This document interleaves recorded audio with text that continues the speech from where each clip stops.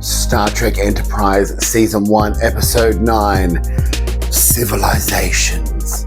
Was this episode good? Was it bad? Sit back, like, comment, subscribe, tell me what you thought, and let's get into this review. Do you want to know?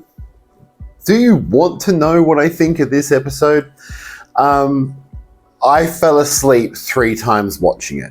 That's pretty much where we are. The Archer and his crew detect some radiation on a planet that is not indigenous to the planet. There is people who are getting sick. We have a mysterious shop owner. And to be honest, a pretty mediocre romance. So they detect this reactor in the bottom of the shop. They go to investigate. They meet a science woman who's very pretty. And there's a little bit of romantic tension between Archer and this woman. And they have to eventually reveal that they're not part of the species because for some reason in Enterprise, instead of doing like genetic manipulation to get the alien species, they use prosthetics like the actors in Star Trek. So they go down to the planet. He eventually has to reveal that he's an alien and she sees a tractor beam. The town, I would say the production on this episode is really good. Like the town sets look realistic. They're still TV budget, very clearly TV budget, and weirdly not as good as Stargate SG-1, although I'm pretty sure Enterprise's budget was bigger than Stargate SG-1.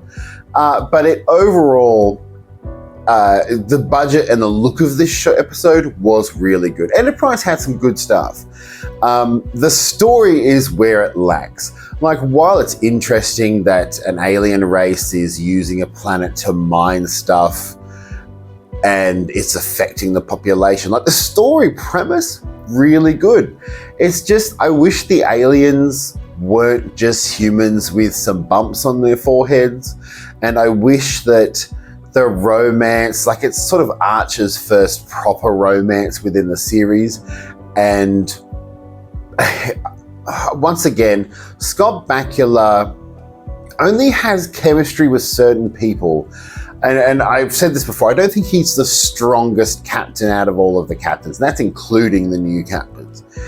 And his relationship with this alien, you know that it's not going to last. You know that he's not going to be able to continue it. And she's a great character. She's a scientist. She's studying. She's sort of trying to work out what's going on. Really good character. No chemistry with Scott Bakula or Captain Archer at all. T'Pol, once again, played well by Jolene Blalock, although a little underused. I feel like it would have been much more if they went the route of City on the Edge of Forever, where it was her and Archer and T'Pol, instead of this sort of she's in the background thing. But overall, it was I want to say it was an okay episode. Now,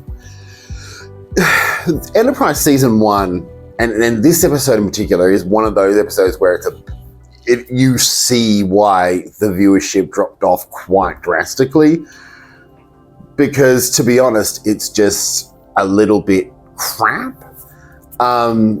It's like they had all of these ideas and then they just couldn't execute them properly. Like it was like, oh, we want this alien world that's sort of pre-industrial, but let's make the aliens look particularly human. And it baffles me, particularly with Enterprise in that first season, or even throughout the whole thing, why they didn't put a little extra effort to make the universe a little bit more weird and wonderful.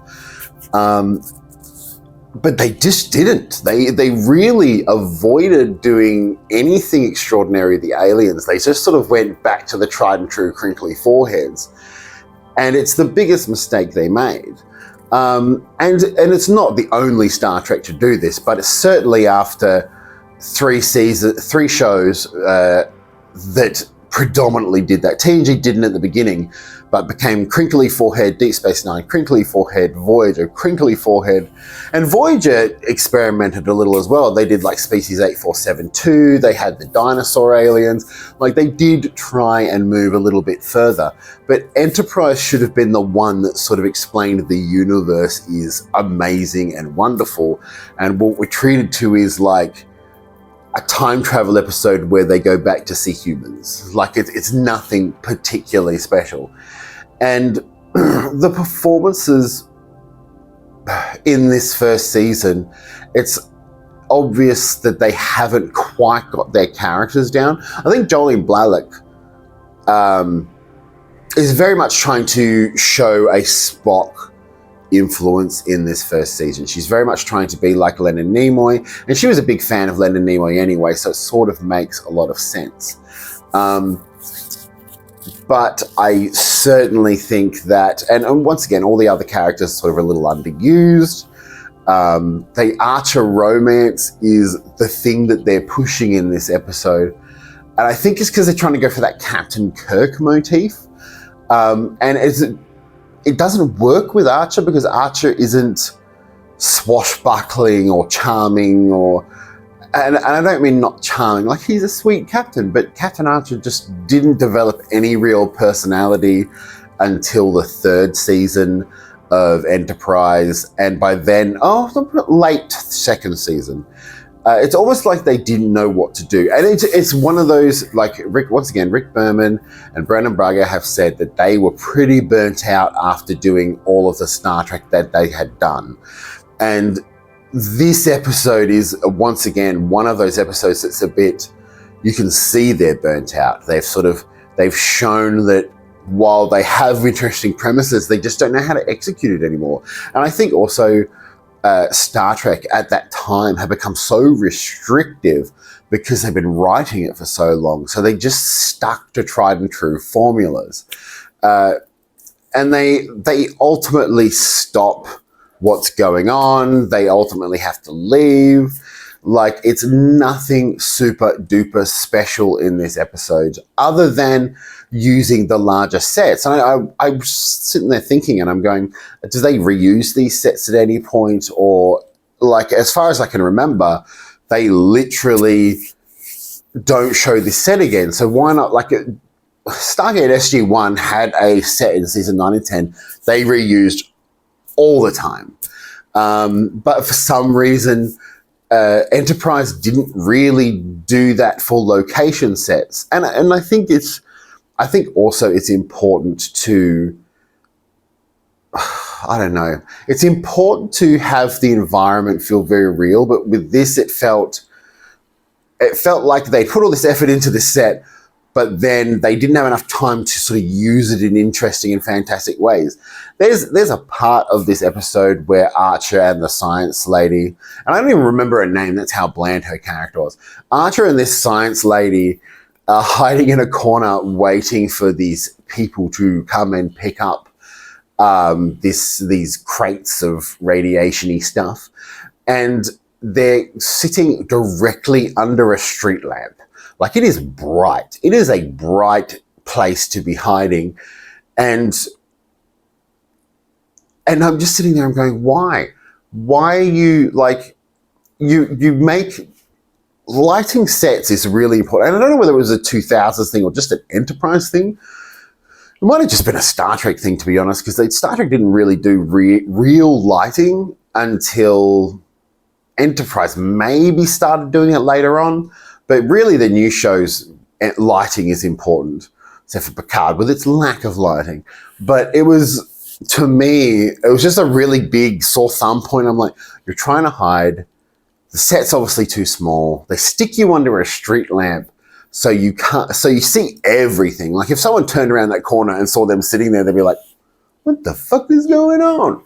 But yeah, it was, look, not my favorite episode, but I needed to get this review out because then I can move on to better episodes. And I'm pretty sure the next episode is something I'll enjoy. I don't remember quite what it is, so I might be eating my words next week. Make sure to like, comment, and subscribe. I will be doing more videos. So Enterprise reviews are back. We've got more random topic videos. I'm also going to do some classic other episodes, like my favorite picks. I'm thinking City on the Edge of Forever for the first episode. More mini treks, everything you could ever want from a Star Trek channel, and just that little bit of I'm sitting alone in my house and have nothing to do. I've been Trek Trav. Have a good night, day, morning, wherever you are.